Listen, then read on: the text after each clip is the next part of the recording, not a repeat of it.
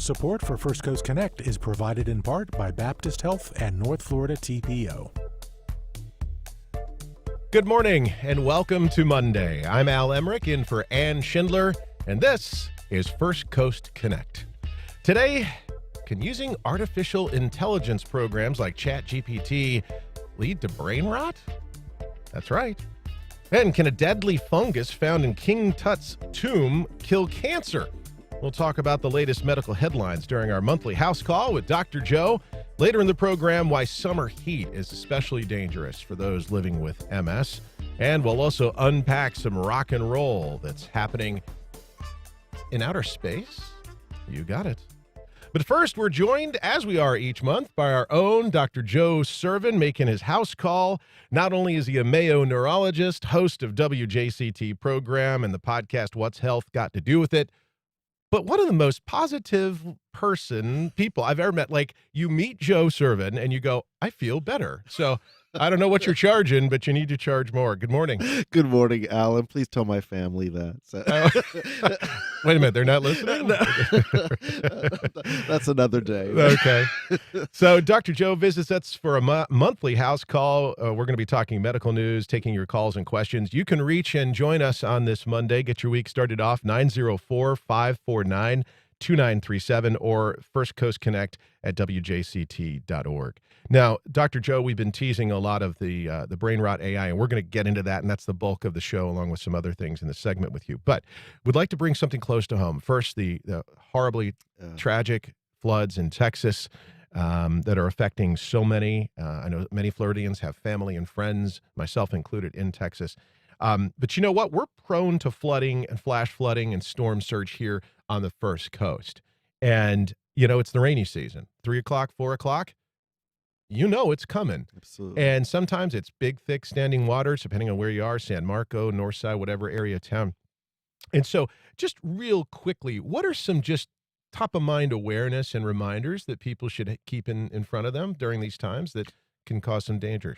The first thing is just the imminent danger of just having a whole bunch of water around. In other words, like in this Texas thing, which I'm so sad to hear about, is more about, survival, get to safer ground, higher ground, those obvious pieces. Right. Once you get past that, it's about, remember that floodwaters are not clean waters. They have tons of junk and trash and stuff in it because of the power and the force of this. So be wary of animals. If you don't have to wade in it, don't. When it's standing water over time, that's mosquito breeding ground. That creates its own issues along with it. So my easiest piece of advice is try to get to high ground, get out of there as best as you can. If somebody, especially I'm thinking of children, right? Because I know water is not always a pool, son, right. daughter. And so if your kids have been wading in that water, what can they do? What's the first action to take? I would try to clean that off and get to some place, whether you're at home, hotel, whatever, get that stuff off of there, because there could be chemicals, there could be plant life, there could be any sort of stuff, because floodwaters just get everything in there. Okay. Like and the clothes too, wash those clothes, probably separately, soak them. Great. And thank you for that. And it's always something for us to keep in front of our minds.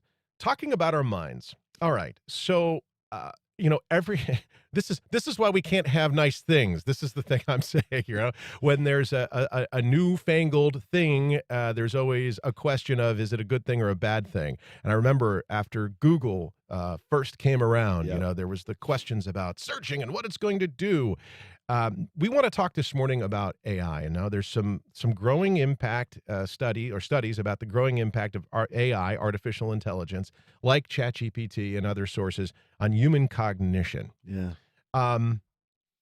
If you're not already using artificial intelligence, then many would say you're missing out on the opportunity on tasks like writing, scheduling, storytelling, condensing time. But now researchers are starting to say, but there could be a negative impact. From the top down, let's funnel this. What's the broad message that's being researched right now? The broad message is, what does constant AI use do to our brains, and specifically our ability to creatively think, our critical skills or critical thought process for decision making, that does not allow you to have to always check with ChatGPT or Claude or Perplexity or Copilot or whatever product you're using to make decisions. Hmm. And so researchers are now using neural tools, whether it's looking at EEG data to see what happens to brain activation during cognitive activities, looking at what happens to kids with or without AI tutors, and what happens when you turn off that AI, if you will. And thirdly, what about just general creativity? I teach online, and we have a policy you're not supposed to use AI. But my goodness, sometimes I Right. look at these essays coming on, I go, "This is a little too perfect." And I'll borrow the words from one of the analysts here, a little soullessness that Yes. comes into it. They're perfect, crafted, and everything, but you're like, did you really write that? Because that's not the way you email me. That's not the way you talk. So when these studies and the research, there's a couple of different studies that are referenced, and now we'll move down the funnel a little bit. Uh, MIT Media Lab study. College students who use ChatGPT to write essays showed significantly lower brain engagement and produced less original work. A UK survey frequently leaked to weaker critical thinking. Again, early stage studies, and we'll talk Right. about that. A Wharton study, students who relied on AI tutors struggled once the tools were removed. And then, this research is now being unpacked. But despite the study, scientists are actually cautioning these are preliminary, not conclusive. What is this study really saying, and what are you seeing out in the communities? I think at the bottom line, what this is telling us that we are just at the precipice of just trying to understand this. I mean, this is a relatively new technology, but what I've watched, as I've seen with others, is that suddenly when people start getting into this, they don't stop. It's very addictive technology, is what I'm noticing. In other words, you find that when someone starts using ChatGPT or any of these other tools, they don't stop. Mhm. And then you start having this over reliance. And the question is, when you don't have that around, can you still do? I mean, are we offloading the most human of things, Right. creative thinking, decision making, to a computer, and then you're just being left to be kind of do nothing? I mean, this is like, especially when we're talking on a larger context about the concerns about brain health, cognitive health, prevention of dementia and Alzheimer's. What does this type of stuff do when you don't have to think anymore? Right. And that's a very philosophical question with real world consequences, and we don't know the answer just yet. Let's reverse for just a moment. Let's talk about, you use the term addictive, okay? Um, let's just draw a line in the middle, and let's just say you've got an average user, and I'll use myself for Sure. example. I am by no means addicted to AI. I use it in a lot of ways. However, there is an instant gratification that Yeah. occurs. Yeah. What is the relationship of the instant gratification to what you're able to get from AI, different from, say, a Google search? They're probably not too different. But the interesting part about these AI tools is just in a Google search, you were always given a menu of options, of which at the top could answer your question. And you were happy when you got this menu of options. Right. In AI, it's so precision. It's so driven to you because it's learning, right? It's Mhm. learning your thought, how you respond. So it keeps giving you almost the top search, and with a little plus. And so that gives you that little high of like, that's exactly what I was looking for, or this thing gets me. The thing is, like, when you get into kind of like more interpersonal stuff, like especially these character driven AI things where you can actually like, it's not just offloading the summary of something you want, but it's offloading your communication with a friend and it's pitching it back to you. If you've tried that, that's a very interesting rabbit hole to go down because it doesn't stop, Hmm. and it can confuse you because you think you're talking to your friend, but instead this is a thing that's just Well, reaching out to you. you can actually create a relationship with a problem. Yep. You can state the problem as if you're a potential solution and build a relationship with that. Let's jump on to the phones. If you'd like to join us, feel free to do so via email or call us directly, 904-549-2937, just like Sally did. And Sally has a question about programming bias. Sally, what's your thought and question for Dr. Joe? Yes, hi. I'm an artist, so I never use AI. But yesterday I was on Twitter and someone asked Grok, which is Twitter's AI, a question, and the answer included Grok saying, "I'm leaving out any woke bias." So then there was a back and forth discussion about who programmed you to leave out woke bias. What does that mean? And I thought that was interesting that people are relying on Grok as fact-finding AI when it has been programmed to have a bias, I guess. I don't even know, really. Sally, thank you for that. That's it's really, it's about a 7-hour show for that response, Sally. So stay with us. Sorry. So we'll try to micro this. What I hear her asking is, AI is the sum of everything, but then everything can also be contained, and you can create your own customized AIs. And so really, I guess we move into maybe a question of, Dr. Joe, how does someone responsibly begin their journey with AI to reduce potential bias, but also to ensure that they're not restricting their cognitive abilities? Yeah, I like that. And Sally, thanks for that comment because I've wondered about the bias in some of the stuff that I use. To your question, Al, I think ultimately what you always have to do is do not 100% trust what comes out of those requests. I have seen people who have quickly put in an assignment or something, or I'm going to use this as an email, and then suddenly I get, and they cut and paste it, put it into an email as a response to something that's come out, and it is completely wrong. I asked AI on one of these things, I go, can you summarize in a specific area of neurology some scientific articles and related to a case?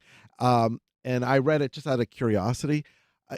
It has better hallucination ability than some things I've watched scripted series, and I'm like, this is completely made up. And I wrote back, something along the lines, this is wrong. You forgot this, and all it comes back, you are absolutely right, Dr. Sirven, which is Right. actually creepy and scary. Don't trust it 100%. Still use critical thinking. Like, is this right? Yeah. Is this correct? Edit it. It can be a good placeholder to kind of get ideas, but should not be the final piece.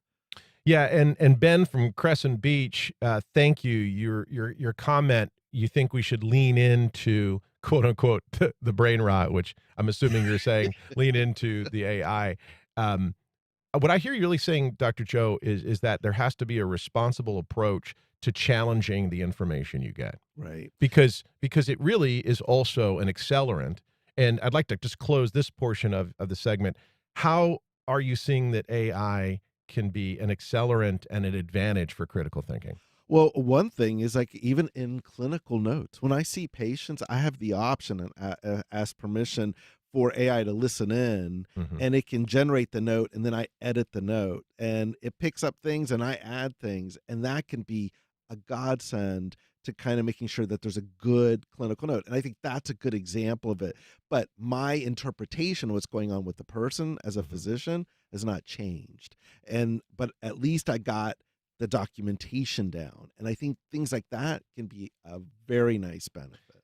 We'll close this loop by the following. Socrates warned that writing would make humans forgetful. In the mid-70s, teachers fretted that cheap calculators would strip students of their abilities to do simple math. And during the rise of search engines, there was fears amok the world that we would have digital amnesia. There you go. And so walk with intelligence, ask the questions, and what I hear you really saying is be aware of the absolutes. Absolutely. Excellent. If you're just joining us, we're talking with Dr. Joe Sirven, Mayo neurologist, host of WJCT program What's Health Got to Do With It?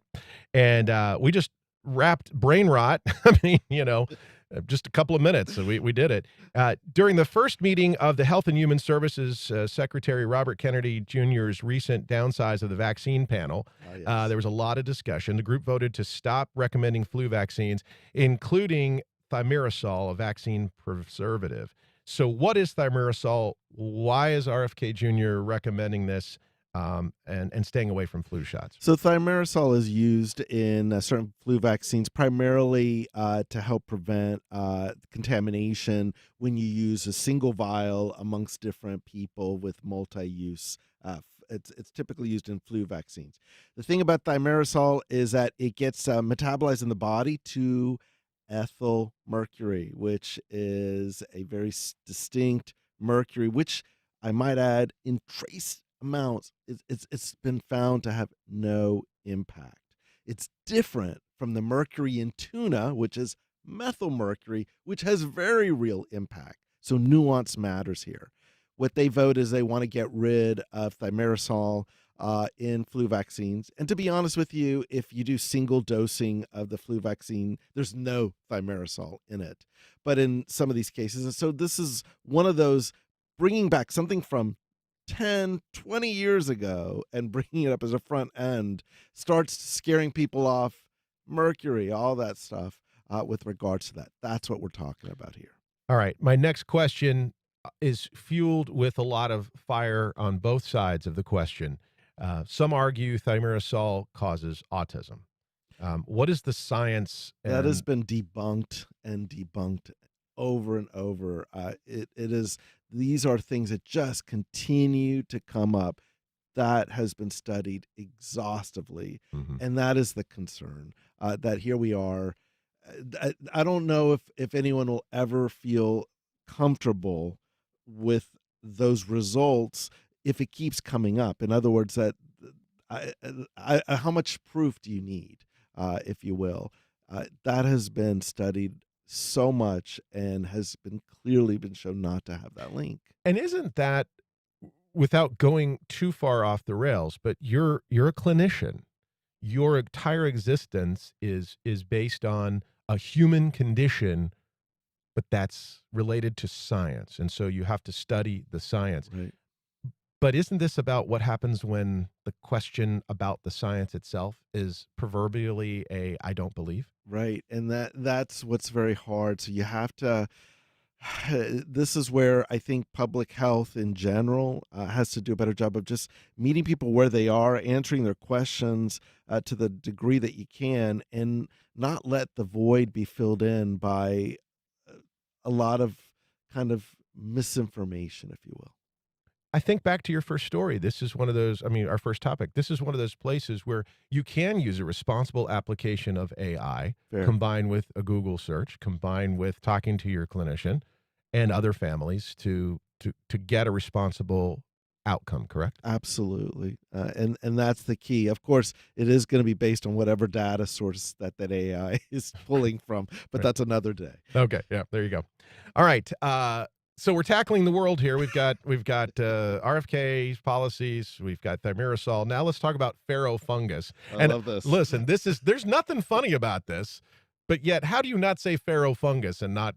I know if you're looking at Dr. Joe right now, he's actually it's a great way of putting it. All right. So the sad part is that it's a deadly fungus that's actually linked to deaths in archaeologists who have been excavating ancient tombs.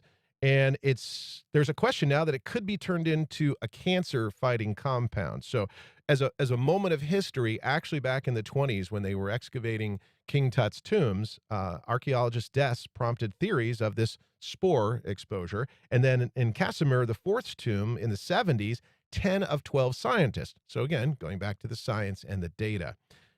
What are we talking about here, Doc? This is a very specific fungal mold. It's called Aspergillus flavus.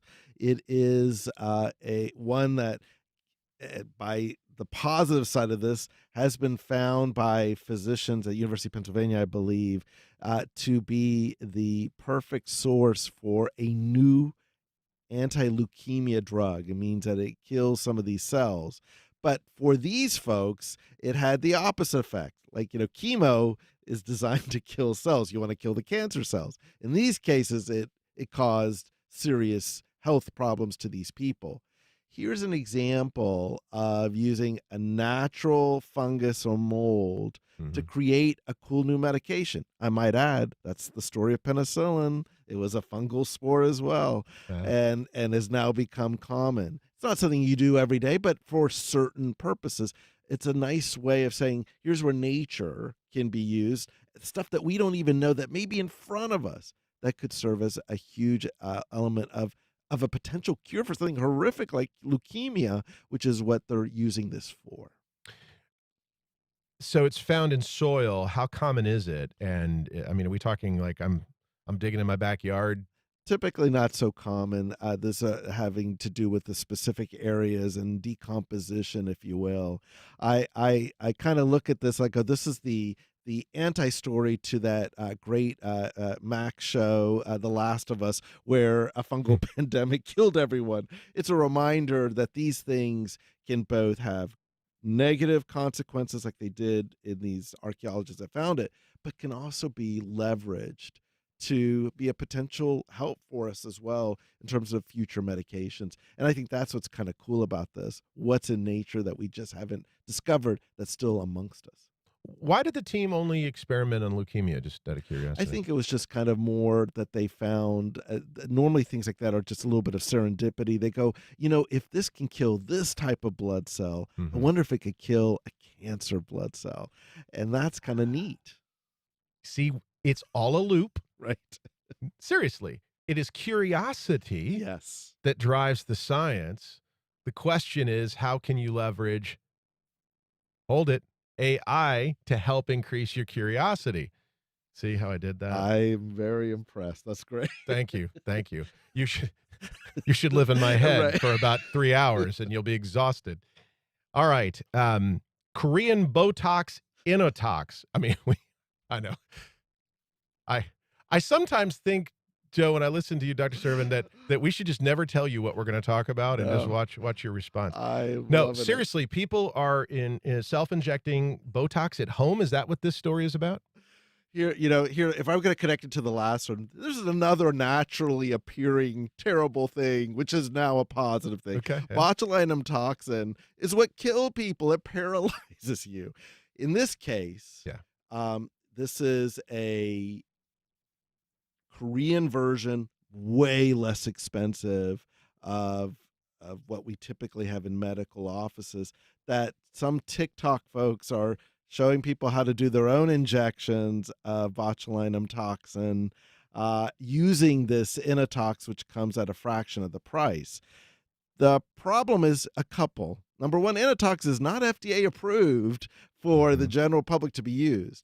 As someone who's a neurologist and have been taught in this world, that takes a while to know how to use botulinum toxin safely. Yes. There are real risks to this. What are the risks? Well, generally, this toxin, any muscle that you use it on, it paralyzes them. That's how botulinum toxin works. If you inject the wrong muscle, ones that deal with respiration, swallowing, or let's say you start injecting things such as blood vessels and things of that sort, not such a good idea. And so it may look super easy when you're seeing the doctor do it, but you know what?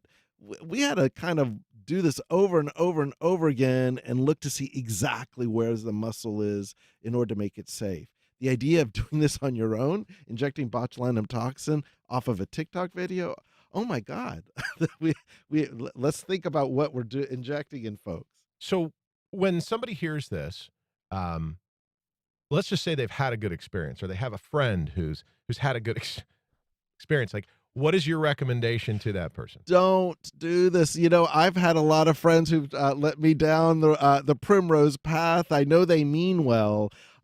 Get for something where you're talking about a toxin that literally botulism can kill you. Mhm. Like, in some instances, that's why we found the whole spore. Don't take this lightly. No offense to my friends who are plumbers, but my uncle used to say, "Don't invite a plumber to do heart surgery." There you go. You know?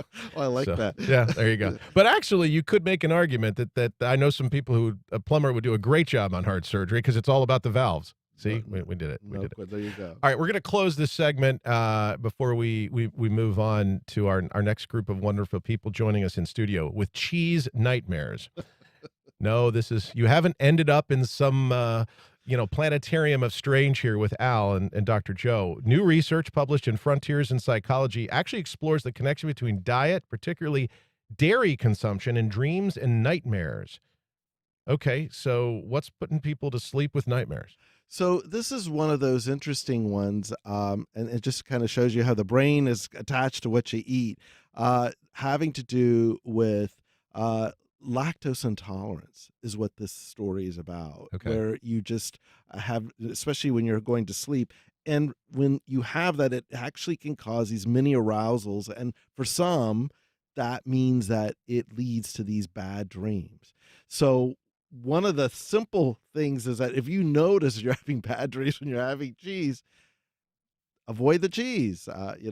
Cut the cheese, cut the dreams. That's the way I would kind of view it. I'm at not this even. point. I'm not even going to repeat what he just said. That is a T-shirt waiting to be made. All right. So, joking aside, dairy eaters preventing nightmares, it's a process of elimination in the standpoint Absolutely. of if you're experiencing something, what I hear you saying, Dr. Joe, is really document what the experience is prior to the nightmare and try to think through that, correct? It's true, like for almost anything that you have when you go see your doctor or provider, Yeah. when you have symptoms and you do notice some sort of relationship like that, it connects. Here is they found one of the possible connections, which is, again, it could be this lactose intolerance. This cheese is causing you, and it has this funny effect in terms of causing these bad dreams. All right. Dr. Joe, I could just hang out with you all day. Al, I feel the same way. You have made this so entertaining. Thank you. It's a pleasure. Well, thank you so much for being with us, Dr. Joe. Up next, from bourbon to bikes, MS advocates raise a glass and ride for awareness. You can join the conversation, 904-549-2937. Also, email us, firstcoastconnect@wjct.org. For those that called in and we didn't get to you, apologies, but thank you for joining us, and I hope you'll wait for our next segment. Maybe we'll get you in.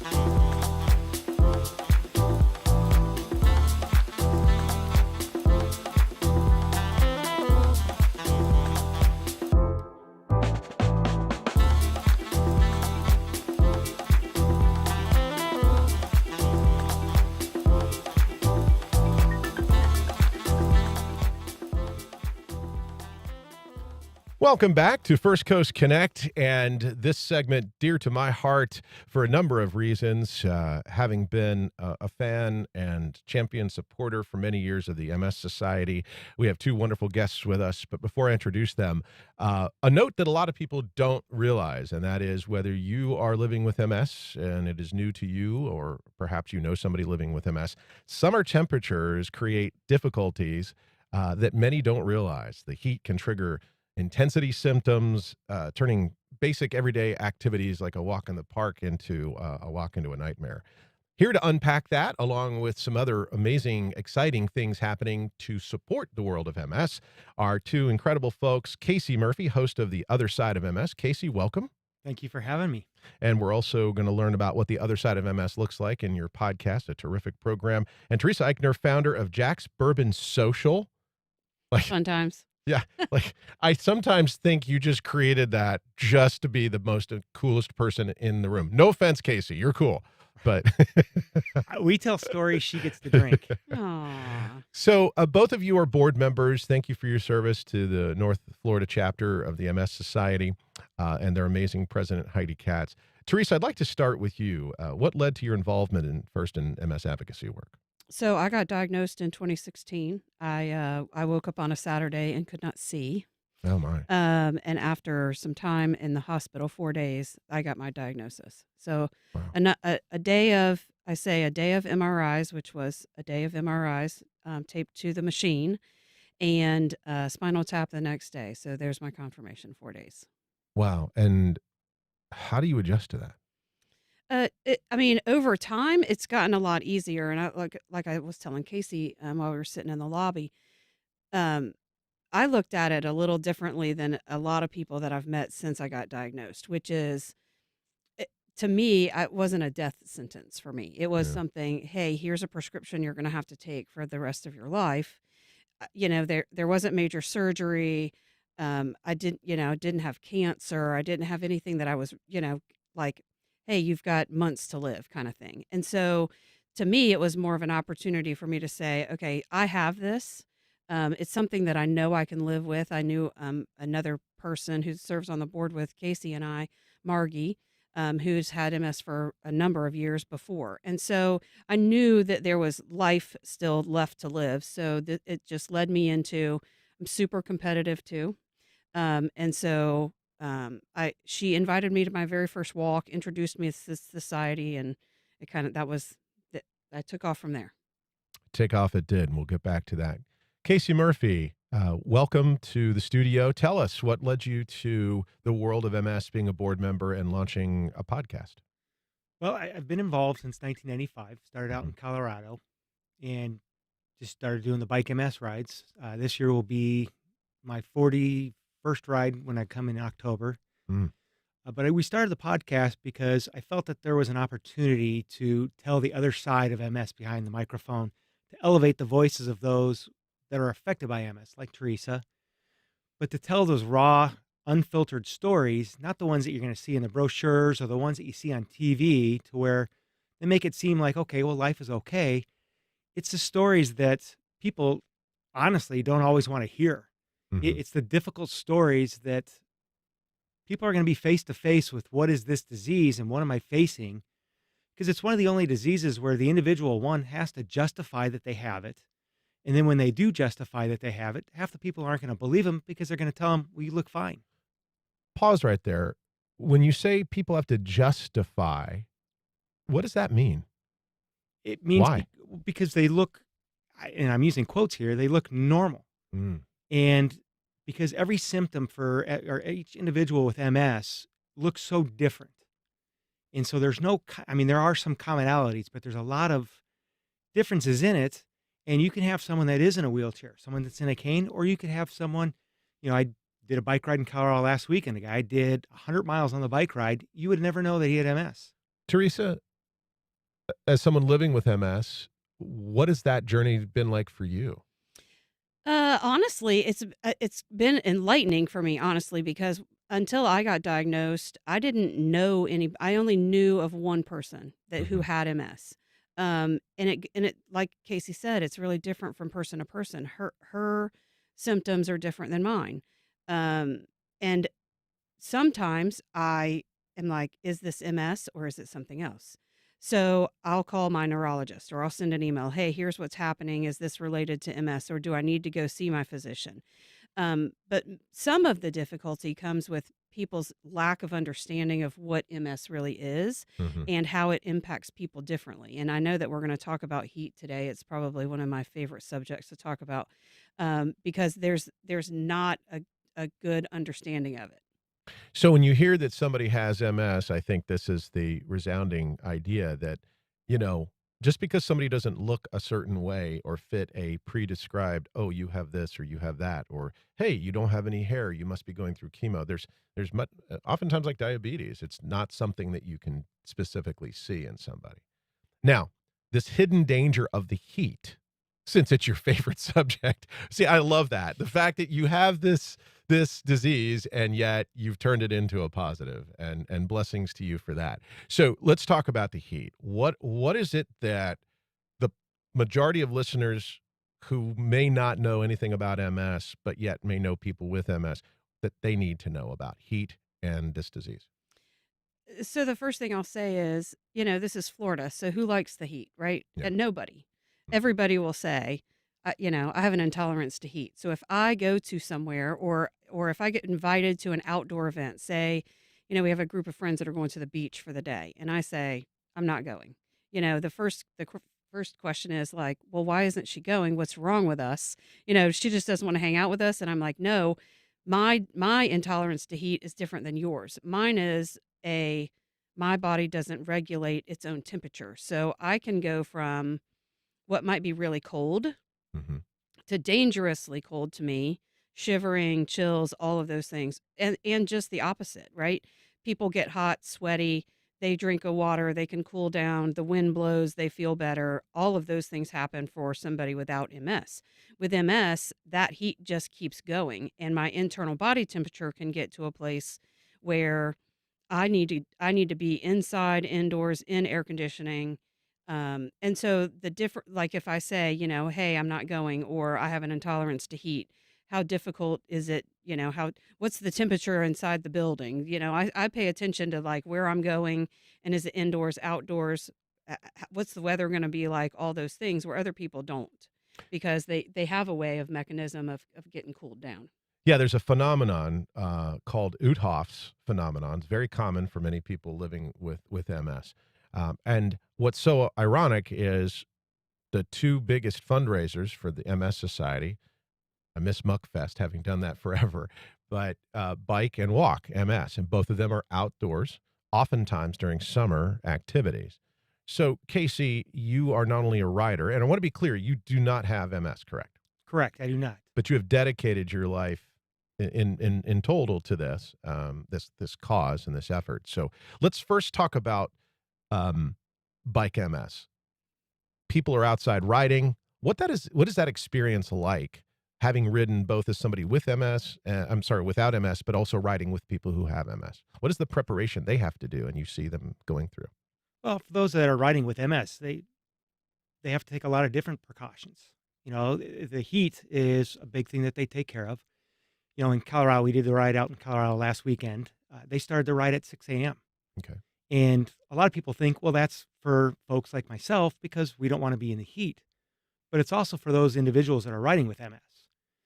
They'll have cooling vests that are going to help them. At a lot of the rest stops, they have cooling towels so they can put it on to help regulate their body heat. And they're also paying attention. They have medics at each of the rest stops. Mhm. They have SAG support. They have different types of support that can sit there specifically for those individuals with MS because they don't know when those symptoms are going to start to hit and how hard they're going to hit. And it can be anything. It can be blurred vision. It can be imbalance. When you're on a bike, balance is going to be key. Mhm.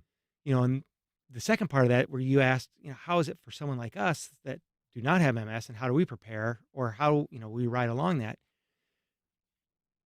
You want to sit there and say it's an inspiration because you're riding with someone that is going through this, but you don't want to praise them for doing something that they should, that they want to normally do. Yeah. But it still is. Like I'll take another individual, ironically from Colorado, but I was in Kentucky. and I run out of gas. And here he comes along. He has MS. We're at the last rest stop. He's giving me the tools, the gummies and everything else to be able to get through to the ride. He's helping me finish. Right. And so you sit there and it's like, well, how can I not finish when I've got someone with MS helping me the support to get to the end? I'm going to do it for them. I call it the C to the saw. It's Absolutely. right. It's October 4th and 5th, 2-day cycling event. I know that's a ways off, but people are they're already training. Route options range from 36 to 100 miles. Real quickly, because I want to make sure we got time to get to Jack's Bourbon Social, which is right around the corner. Casey, name of your podcast. It's The Other Side of MS. You can find it on pretty much any platform, Spotify, or you can also go to our website, which is www.bike-ms.com. You just need to put that dash in between the bike and the MS. Casey Murphy, thank you for the amazing work you do on behalf of so many and for lending your voice to that podcast, which is a great storytelling, even if you don't have a connection to MS. All right, Jack's Bourbon Social. What is it? We got just a couple minutes here. What is it? When is it? And what can we expect? So Jack's Bourbon Social is an annual bourbon and whiskey tasting. It's going to take place July the 19th from 4 to 9 p.m. at the Ramallah American Club on Parental Home Road. And you can expect the $100 ticket over 30 different distilleries. We do provide food. We'll have a golf simulator this year. We have a custom cowboy hat maker who's coming and donating a portion of her proceeds. We just like to have a lot of fun. What we try to do every year is make the connection for, we're not just a whiskey event. We're a whiskey, bourbon, and whiskey charity. And so we're our registered nonprofit. We do carry that designation. And so it's really important for us to make the connection for those who come and want to enjoy bourbon, but we make the connection to what we're doing it for, because all of the proceeds from the event go to the National MS Society. And it's important to note all of these proceeds for both Bike MS, the Bourbon Social, all of it go to fund research to create a world free of MS. And it's absolutely, yeah, 100%. And that is so unique and special. The website is jacksbourbonsocial.com. That's JAX bourbonsocial.com.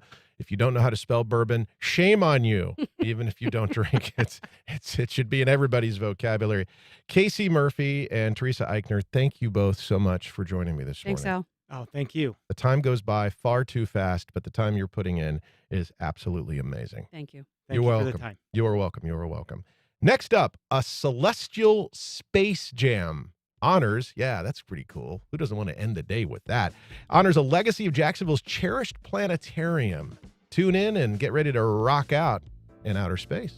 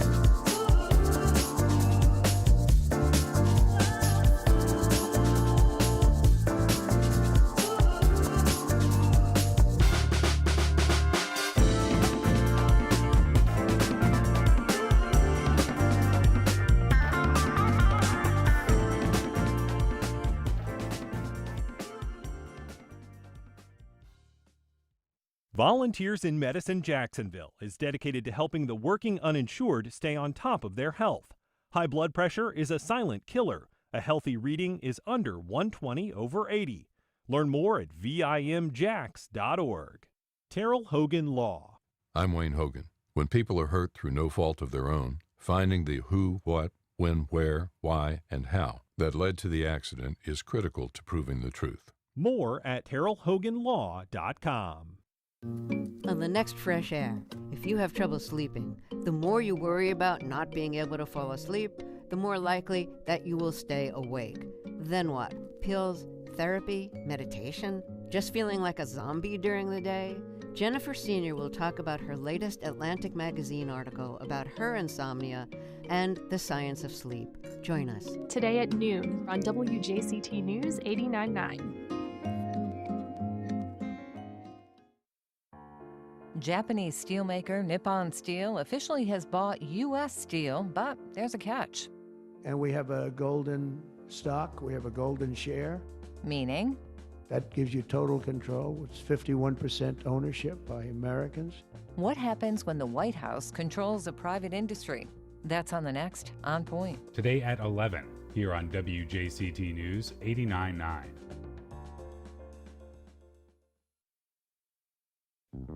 One A is named after the First Amendment, which protects the freedom of the press and your freedom to speak out. Every Monday, our weekly Todd Zwillick and me, Jen White, next time on 1A. Today, starting at 10 on WJCT News 89.9.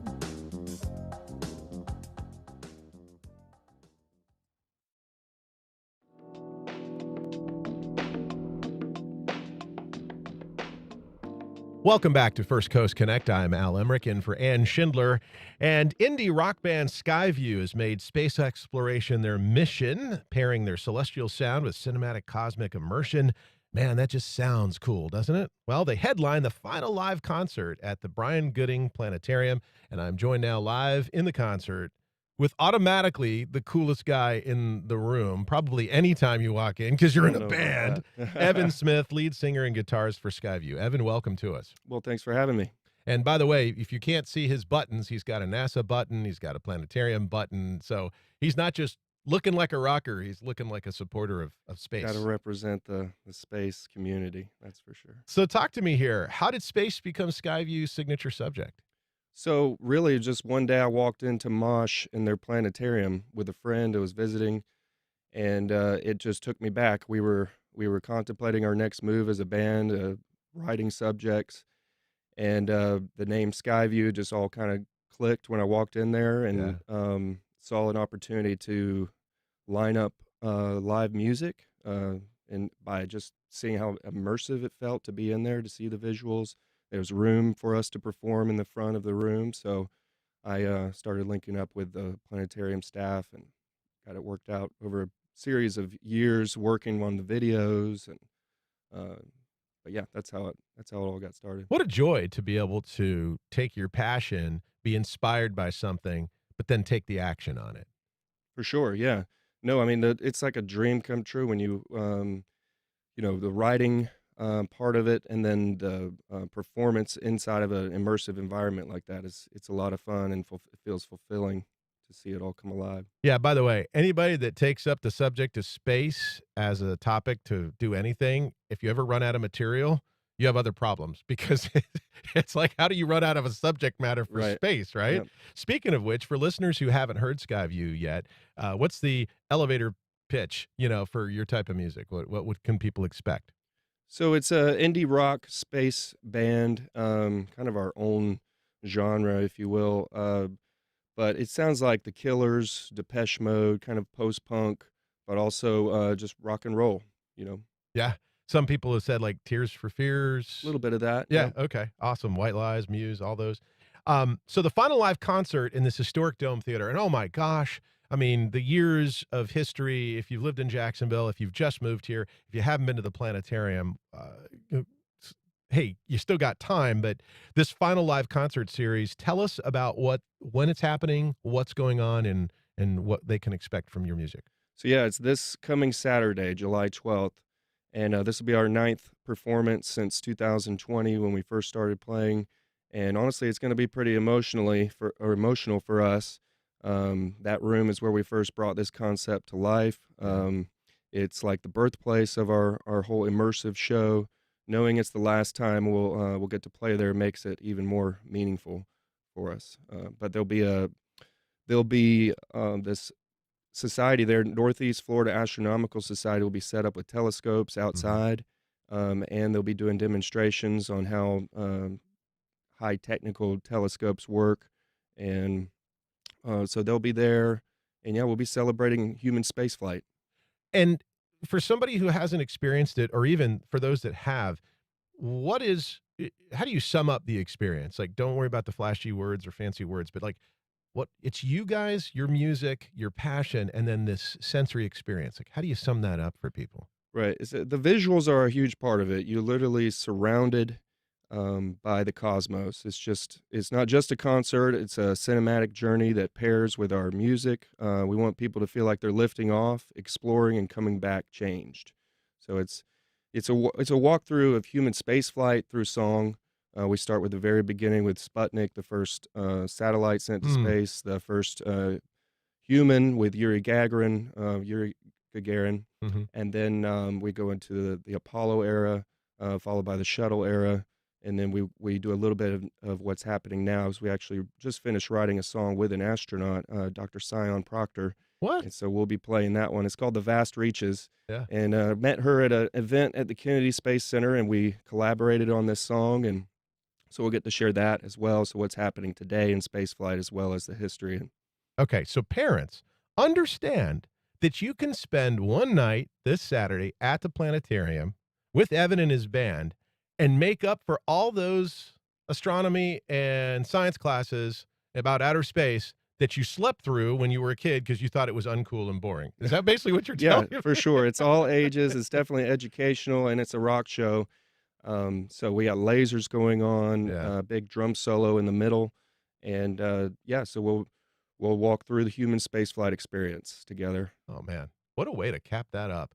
And oh, by the way, you can also appear extremely cool to your children if you're listening here, and that's what we kind of like here at WJCT. Real quickly, what's next for Skyview? Like just 10 seconds. Like what's next? What can people find? Where can people find you?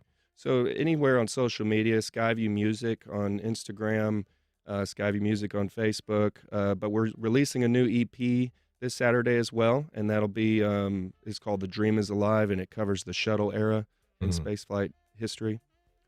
So yeah, anywhere online. Outer space, planetarium, rock and roll, exclusive release of a new EP. Man, you get it all in one bundle. That is a rocket ship worth climbing aboard. And that is our program. Thank you for listening. Evan, thank you for being here. Appreciate you having me. If you have feedback or suggestions, you can send either to First Coast Connect at WJCT.org. If you missed anything, catch a broadcast. That's the rebroadcast tonight at 8 o'clock. Also, our entire archive is on WJCT.org or your favorite podcast platform. Tomorrow, it's our monthly Ask the Mayor segment. Mayor Deegan catches us up on city business, takes your calls and questions. I'm Al Emmerich, and you have been listening to First Coast Connect on WJCT 89.9.